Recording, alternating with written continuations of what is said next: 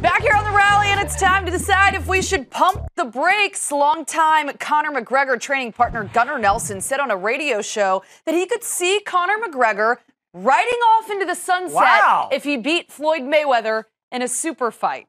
When you hear those comments, what's your initial reaction? Okay, it seems preposterous, right? That a lot of ifs have to happen. Right, you got to beat the first preposterous. The fight has to happen. You got to beat Floyd Mayweather. Then you got to beat Floyd Mayweather. Right. But if you do, and you get $100 million, let's say you lose, but it's close, and then there's a rematch, and then you get another $100 million. How many yachts can you water ski behind? I think at some point he says, I don't need this anymore. I've got all the money. He's in it now to make money. It's not about belts. He's already got the fame. If he has the wealth to go with the notoriety, yeah, I could see Conor McGregor saying, I don't need this. I could still be an ambassador for the sport, and somehow I could still be a mouthpiece and make money that way without getting my face bashed in by Nate Diaz. But this is a prideful guy, Dave. You think he's just going to be able to hang it up? If he gets $200 million. If he has that in the bank account, I could see him Minor walking away. if. Right. So if he gets absolutely trounced by Floyd, then maybe he goes back into the UFC octagon and wins there to kind of salvage some pride.